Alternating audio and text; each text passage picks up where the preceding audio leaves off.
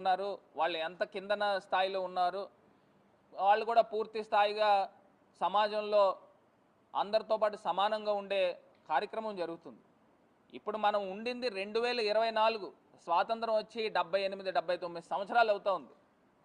ఇప్పటికీ కూడా బ్రిటిష్ వారు ఏ రకంగా అయితే కులగణన చేశారో అప్పుడు చేసిందే ఇప్పుడు కూడా మనం లెక్కల్లో ఉన్నాయి.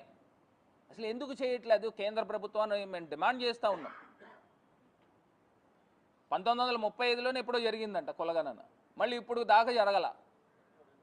అంటే మరి ఏ రకంగా అన్యాయం చేస్తూ ఉన్నారు, ప్రత్యేకించి బడుగు బలహీన వర్గాలకి, ప్రత్యేకించి బీసీలకి, బ్యాక్వర్డ్ క్లాసెస్కి ఏ రకంగా అన్యాయం చేస్తూ ఉన్నారు అనే దానిపైన ఇప్పటికైనా కేంద్ర ప్రభుత్వం చొరవ చూపించి కులగణనతో పాటు జనగణన పూర్తి చేయాలని డిమాండ్ చేస్తాం.